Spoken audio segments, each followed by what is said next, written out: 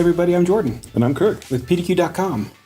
Today we're talking about, these are user-submitted tricks or things that they do that are not commonly known that they find help them a lot. Yeah, some of them I think might be a little more commonly known. We still want to showcase the power of them.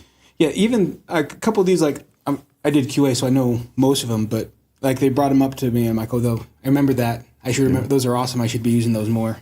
Yeah. So hopefully this gives 6 or so things that people can just make their day with PDQ just a little bit better. I think so. And if you're newer to PDQ like I am, I've been here, I think, under 2 months still.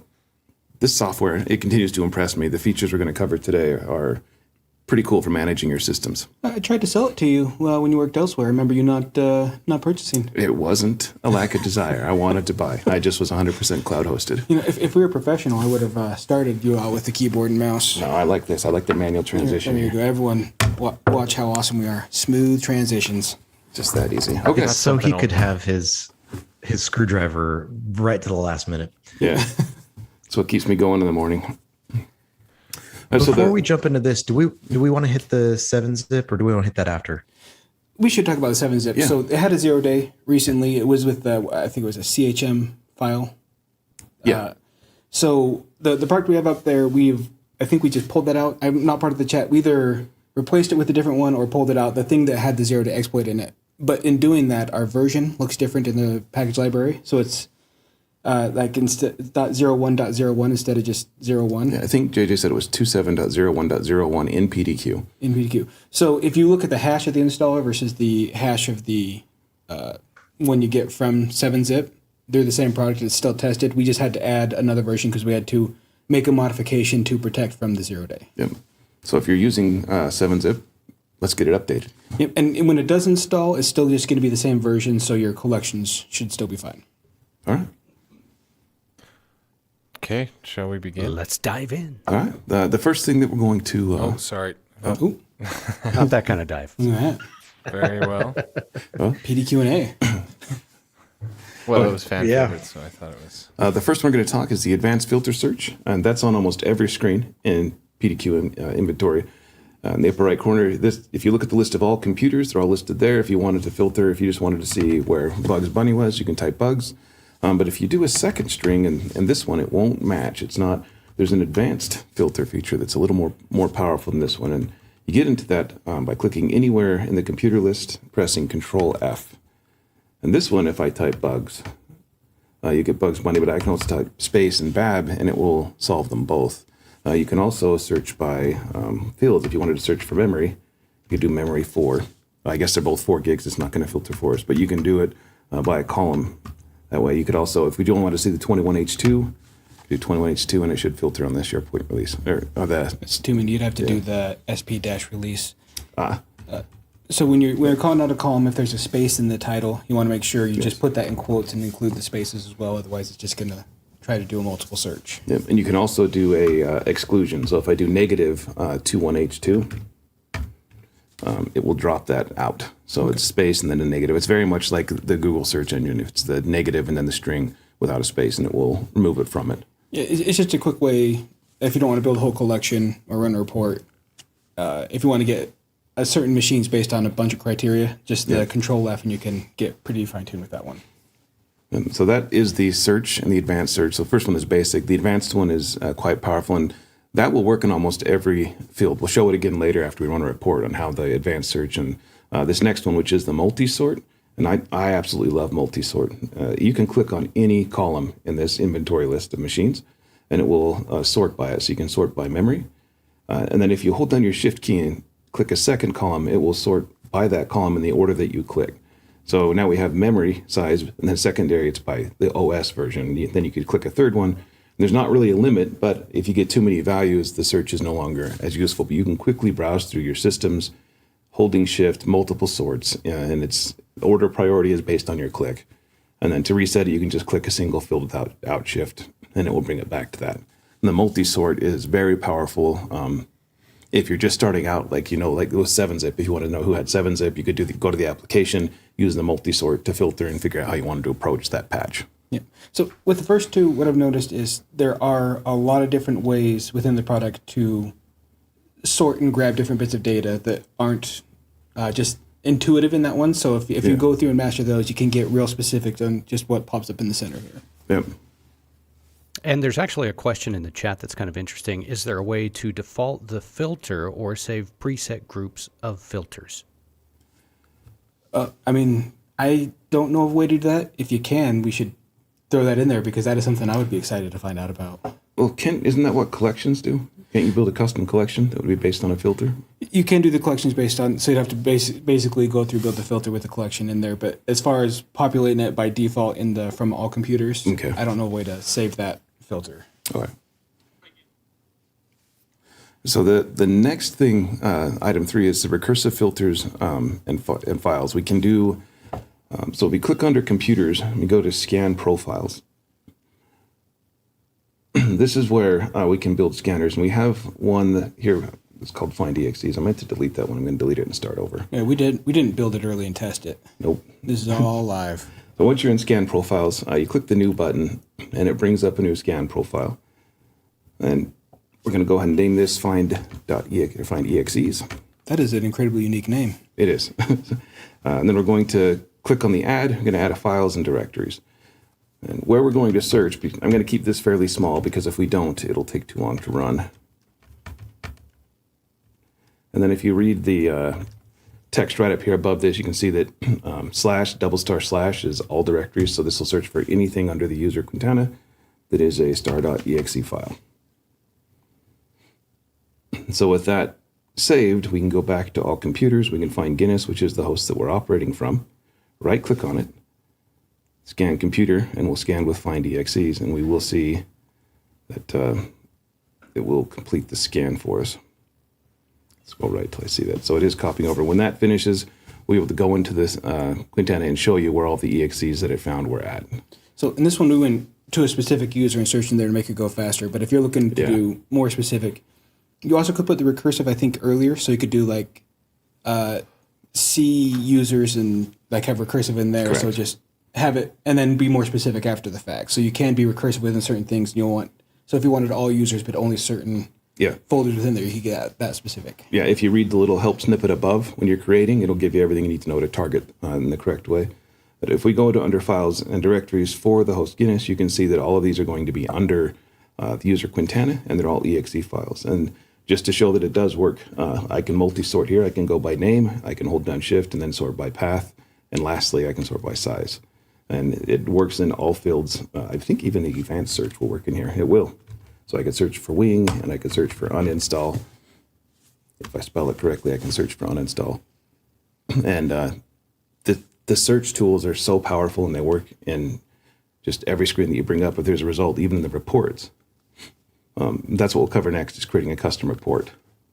And if you have access to the collections library, this is a great way to build a custom report.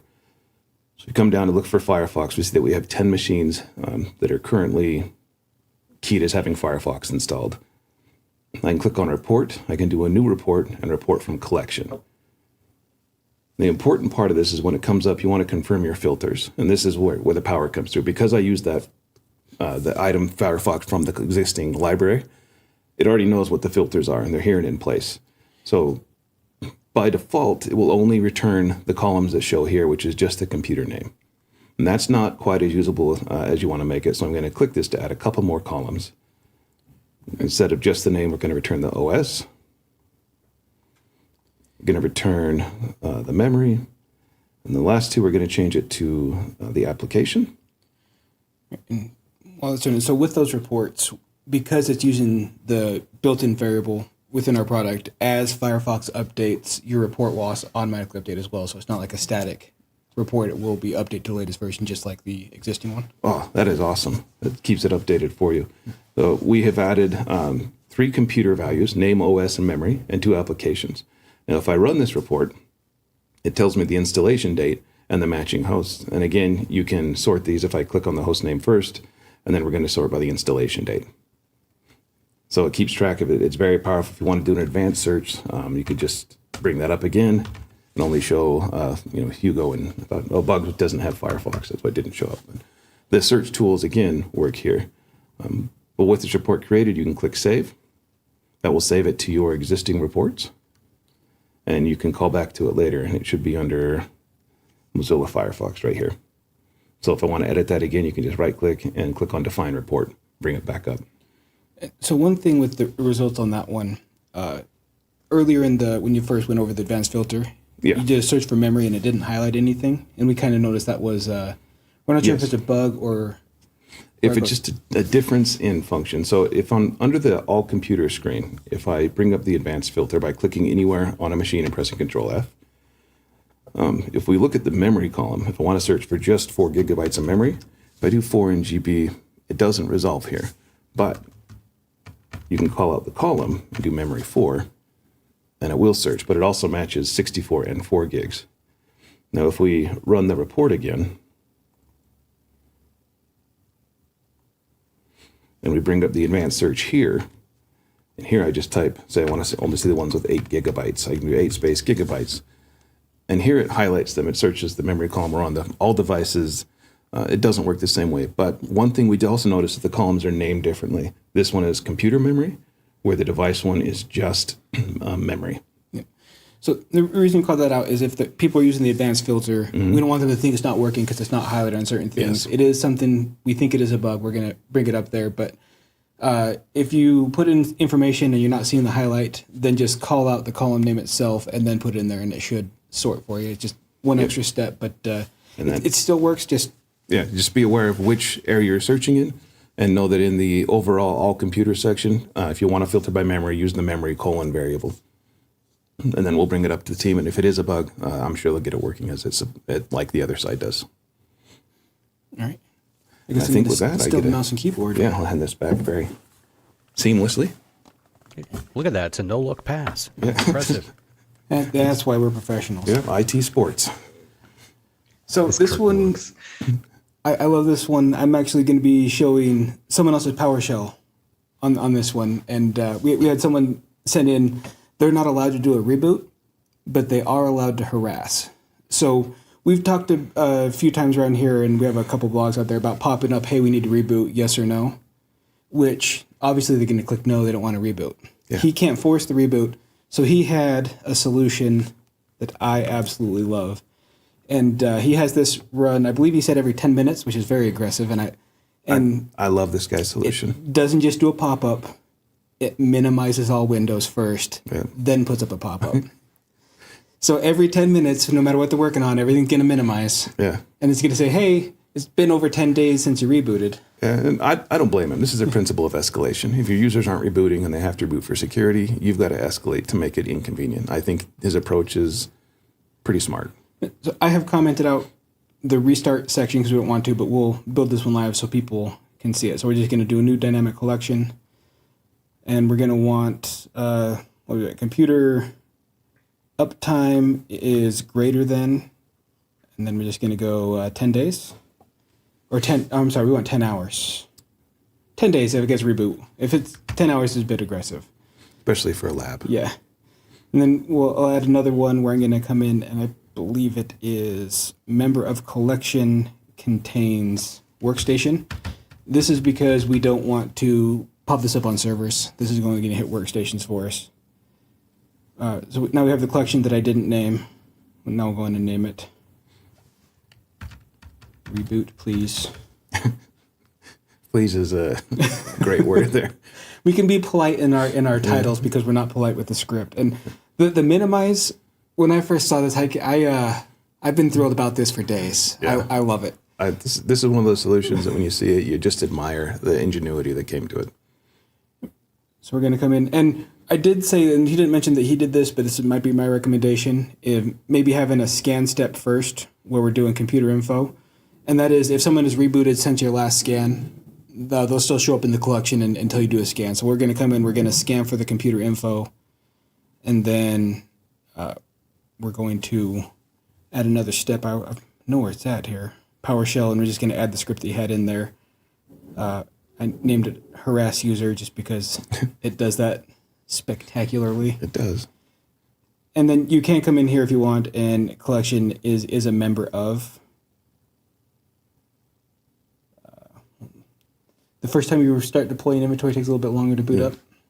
but normally we do this beforehand, but I dropped the ball. It's all right. It's just awkward for everyone. Yeah. That's okay. We'll We're wait just gonna sit here patiently. in silence. Don't feel any pressure about this.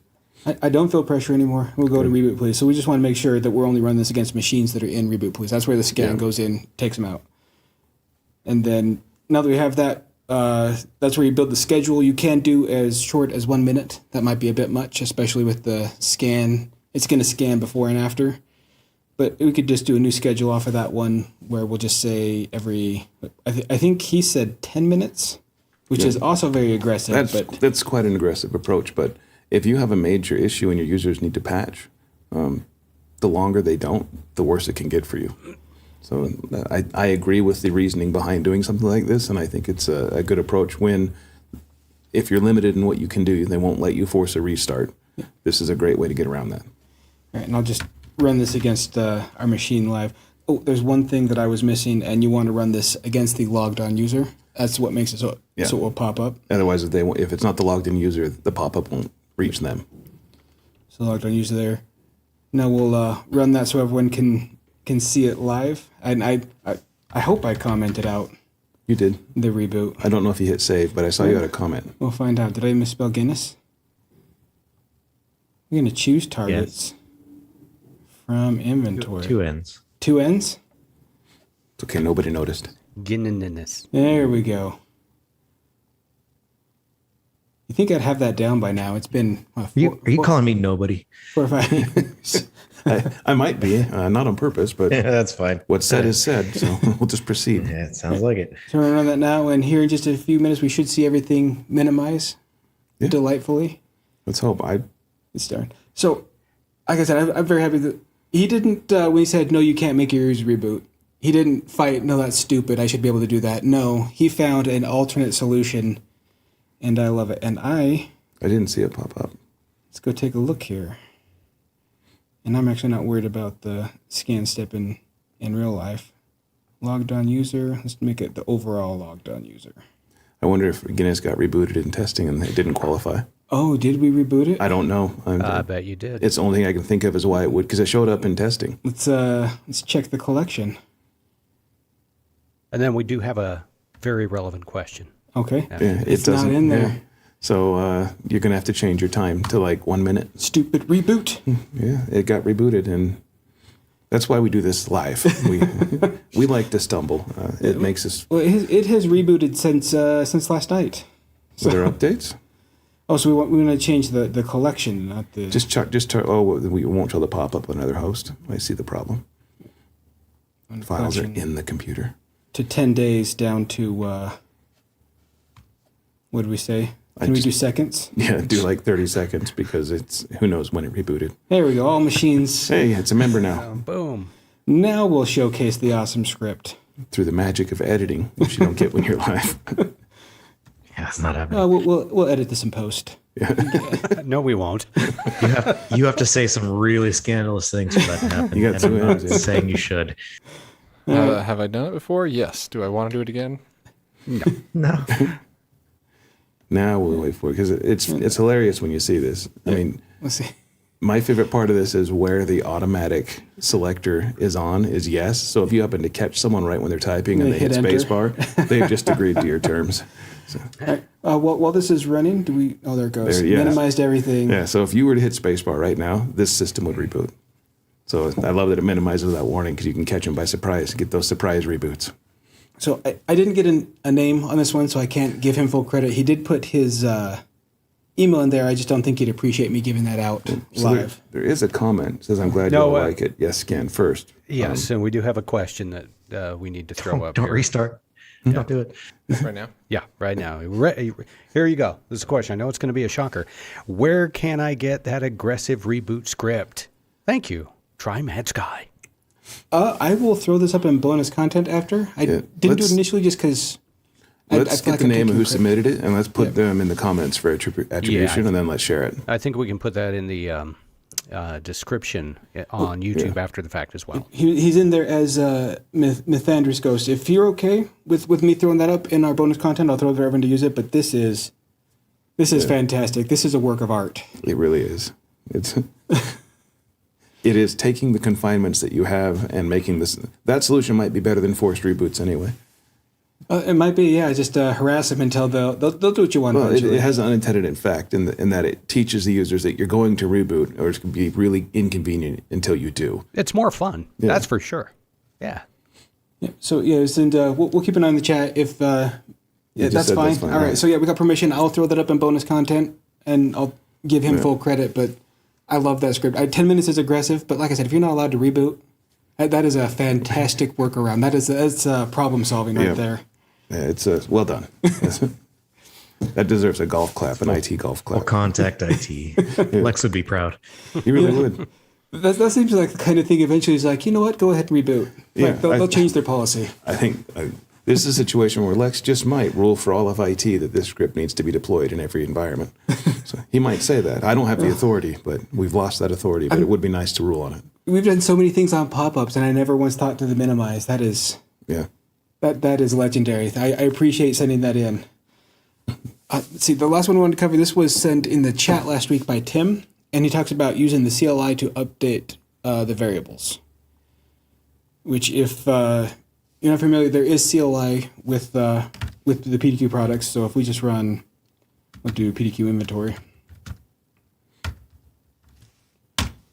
What's the significance of the little @ or the ampersand that you throw in So there? the ampersand in PowerShell is just basically saying run this command line. If I open up a command prompt instead, it wouldn't require that one. I'm just basically running the command prompt from PowerShell. All right, thanks.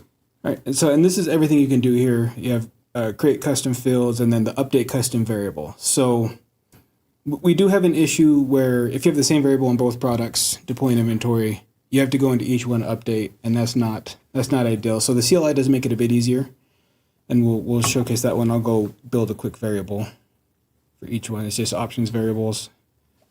What do we say? Widget extreme. I think that's what we used. Yeah. Extreme, and this is version 32.786. I get hesitant to name anything because no matter what we choose, the users are better than us. So it is extreme with their versions as well. It's a lot of subversions before you rotate the major version, but maybe widget extreme is a lot of code. Everything they do is That's extreme. That's what makes them extreme. Yes. So we'll put this in inventory as well. It is worth noting that it is case sensitive for the CLI. So where we have the capitals here, you have to have that in your update as well. And I already got the number, but it doesn't matter. We change it. And this one is 43.654. Nice. Much different version.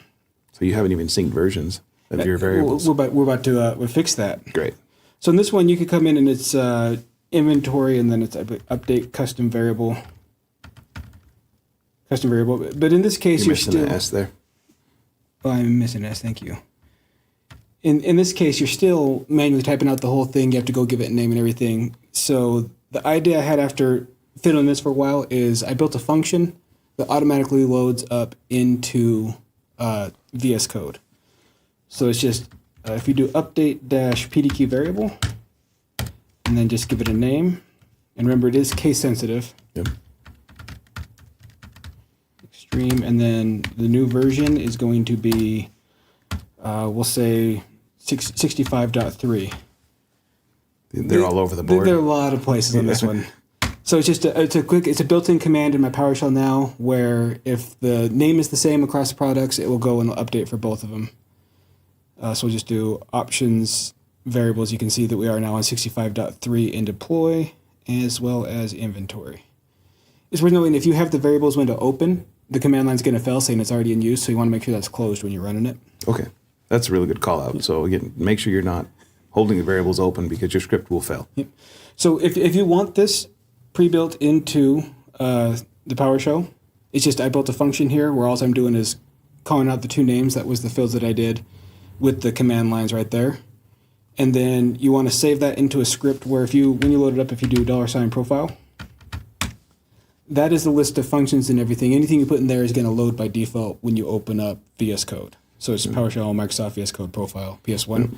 So just you put the function in there. Every time you open up PowerShell, the single command to update both variables. It's not quite sharing like we get the request, but it does make it where it's easier to do and it's a single point. Yep. On that one, because the updating variables, you can get to do really cool things with it, but I don't know how deep we want to go, or if we want to start taking questions. Yeah, it sounds like you could justify a webcast on its own. Yeah, we probably could. We've got about 10 or 11 questions lined up so far. All right, let's do a speed round See of if I can get questions. some then. points today. I'm always the lowest scorer So on these. we're starting with a speed round, are we? Okay. right, Well, here we go. let's see how this goes. We also don't do points on non-PDQ&As. That's okay. right. So you're safe. Hey guys, anyone find a way to upgrade Windows 10/11 versions with PDQ, not just the cumulative updates? Luke B. So this is going to be along the same lines as the feature upgrades, and not the ones where they have the enablement package where it goes quicker and you can do that by default, but the upgrades where it is a full upgrade where our products can do it, but it loses connection between it, so it doesn't report back that it was successful. So you can do that if you have the upgrade file. Do the same thing. It's going to have the same silent parameters, but there's no way to have that check in during the fact. So it's one where you can make it work. It requires a bit of finagling, but we can't stand behind it really and guarantee the results. And we can't guarantee that it will update an inventory properly right away. I'd almost call it like a blind push. You would have to follow up after to know. I mean, but you could start the update, but whether or not it succeeds would be a manual check. So I think it was a couple months ago, we did a webcast talking about how to do the version upgrades. We went over the enable one, which works just fine, and the non-enablement. So if you watch that and you go over the ones where it's using the non-enablement version, just replace the update with the Windows 11 upgrade. It should be a similar process, but test it thoroughly. And unfortunately, you're going to want to have to, at a certain time, just go through and try to rescan by default because it's not going to report back on its own. Yeah, I'm a little curious what people's experience on Windows 11 has been. I have not even given it a serious look. So major upgrades in Microsoft have a history of not being awesome for everyone. Sometimes there's no issues, and sometimes they struggle in environments. Well, I know a lot of the group policy that works in 10 does not yet work in 11. So if you just want to make sure, test it first to make sure the GPOs you have will work first. Otherwise, you're going to have either rebuild it to do a new one, or there's going to have to be some workaround to get the same results. Well, the final product will always be better. Like 10 became better than 7 eventually, but it was a rough couple years during that transition, and hopefully they learned some lessons, and 11 is faster to market than 10 was. How's that for a speed round? I was going to say, I guess we're not doing speed round. Well, yeah, that's cool. It's on me. It's my fault.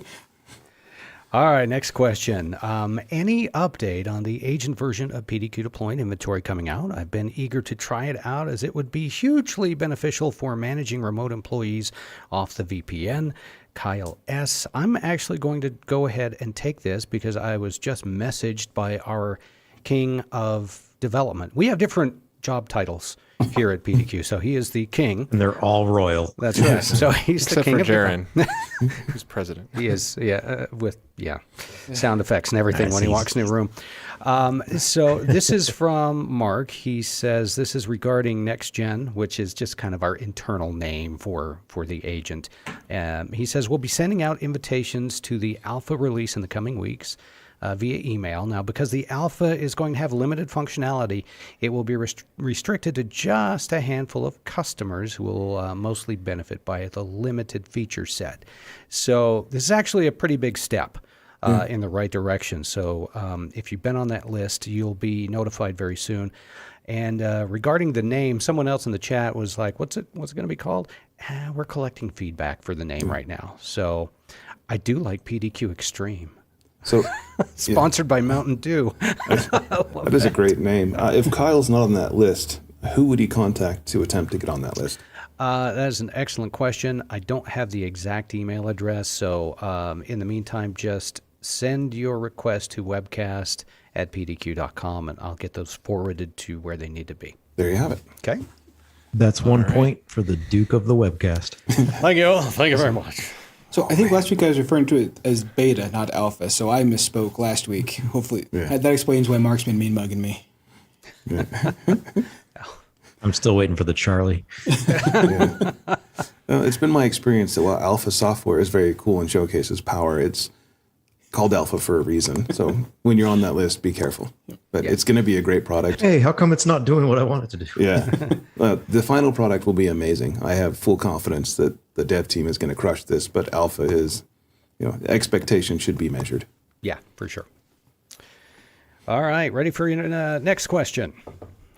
Guys, several computers on Windows 10 20H2, and yesterday I pushed cumulative Windows 10 20H2, H1, H2, thinking it would update to 21H2. It was successful, but did not update to 21H2. Should it? Janice H. So the cumulative is going to be your security updates and those. To get it to the latest version, where it's from 20H2 to 21H2, those all fall within the same enablement. Yeah. So I can't remember the exact KB for the enablement off the top of my head, but there is, if you Google 20H2 enablement package, you should be able to find that one. That's the one that will get you to the latest version, the 21H2, and that one should report back in such a way that we'll even see it as a positive result in deploy. So to answer the question, the cumulative update won't rotate your version, but it will apply the security patches. Yes. Okay. All righty. Next question. Hey guys, this is kind of a follow-up question. What is the enablement patch from Janice H? Well, I know it starts with a KB. So in chat, there was a KB messaged earlier, but I didn't see the context. But I think someone may have already in chat referenced that KB. See if we can't just, real quick, I guess I should specify 21H2. Only if you want the right results. It's 5003791. So that's a very small KB. It's basically on the previous version, it has all of the pieces in there. It just, the enablement just says activate these. So it's not really doing a full install of the version. It's just activating what's already built in there, which is why it goes smoother and it's a smaller KB. So that enablement package has a dependency of the cumulative first then? So you have to have a certain version of it, but I think, I can't remember the exact number. I think 20H2 is early you can go. There is an enablement package for the 1900 versions, like 1909. But once you hit to a different version, you have to do a full upgrade on that one, and then the enablement works again temporarily. Gotcha. There'll come a point where there's another switch over. I just don't know what version that's going to be. All right. You know what? I just got something from our king of development. It is a I got to get a new title. You do, really. A link where you can sign up and see if you can be on the alpha list. I just posted that in the chat. So there you go. Kirk, you can have court jester or unicorn trainer. I was hoping for Sir, but between those two, I think I'd take Jester. Back when I was over Exchange, my title was the Director of Awesomeness, no matter what anybody said. Yeah, there you go. Okay, next question up for bids. What is the best way to set up a dynamic collection to deploy software to computers that were just re-imaged and they were already in PDQ inventory? Matthew W.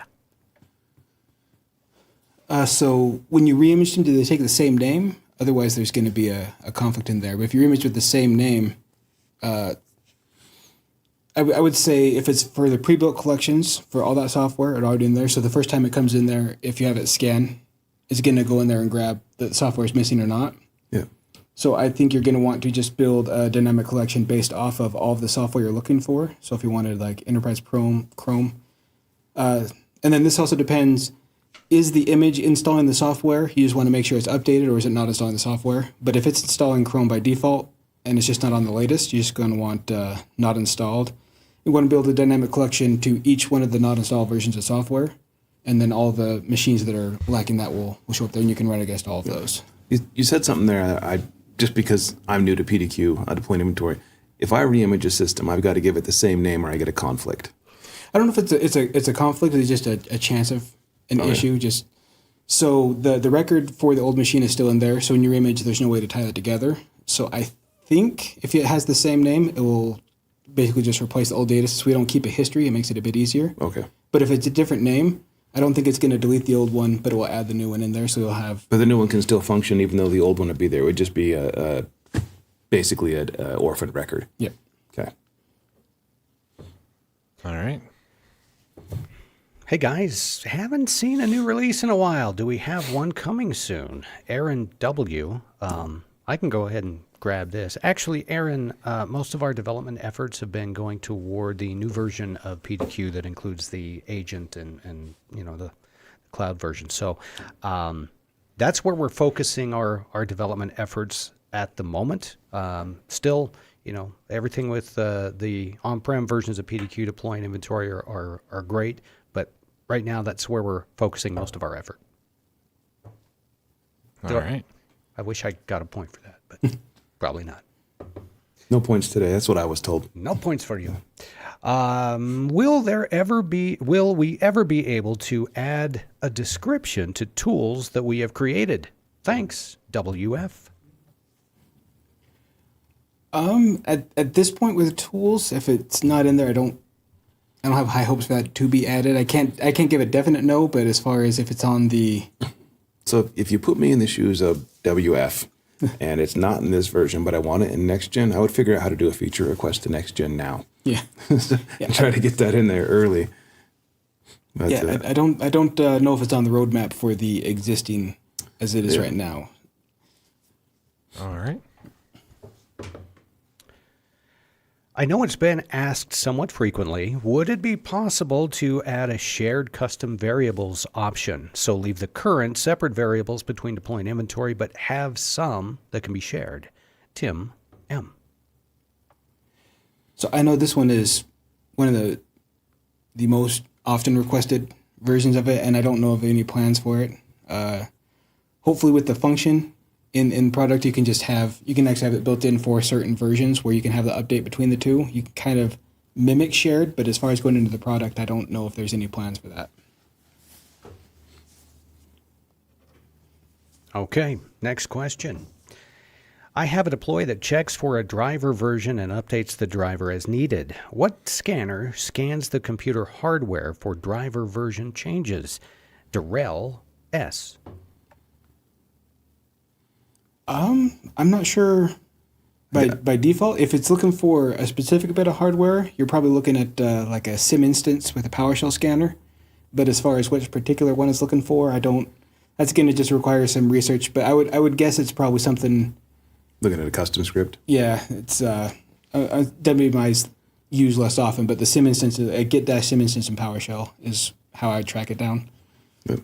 So it sounds like it's a use case for a custom script with a result that you can act on. Yeah, you're going to want to go through and find out particularly which one you want, build a custom scanner for that, and then you can add that. Yeah. And if they needed a little help, is that something you reach out to support for? That, or what do we in PDQ? Do we assist at all with custom scripts or not?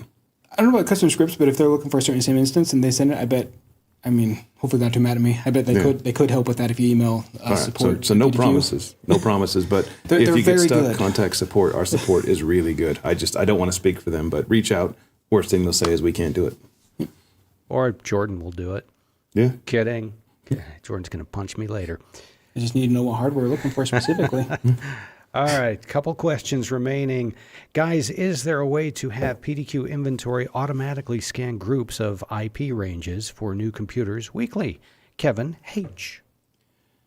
There is, by import, if you're adding computers, there is network discovery where you can have IP range. I don't know if that's on a schedule. But if you have an IP range there, you can go in and put the range you're looking for and scan all of that. As far as on a schedule, I don't know about IP with Active Directory. You can do it like if a new machine comes in, it goes into a certain OU. You can have it based on that, but I don't know if that can do based on IP range. I wish we had Josh here because he's good at that Active Directory. I think you're right. He would know. We'll have to bring him in on a regular basis to sit as phone a friend because Josh knows everything. Just force him. All right. Josh gets the point.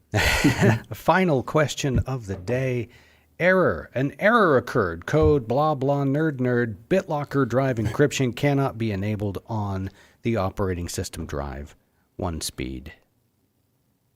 That seems like a Windows error. I would be looking in to see why either BIOS or why Windows can't enable it. But the error that's come back says it can't be enabled on the drive. So I would start with Windows and look at the drive and work backwards from there. I wouldn't assume that PDQ is the cause until you can manually turn it on in Windows. I'd probably just try to manually enable it and see if that worked or if I got the same error locally. Yeah, I've never myself had to deal with BitLocker, so it's not an error I'm familiar with, so I don't have a good answer off the top of my head for that one. I apologize. All right. There we go. Shall we wrap it up? All right.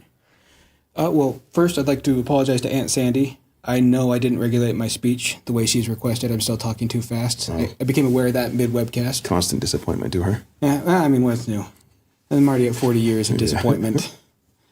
But thanks for tuning in. Hopefully this gives you some awesome tools or new ideas you can approach. Thanks for everyone that submitted these for us. I love webcasts where I just get to highlight other people's work. Yeah, as someone who's newer to the software, this was a great exposure to how powerful this is. So if you're new to PDQ, check these tools out and keep working with it. This software continues to impress me.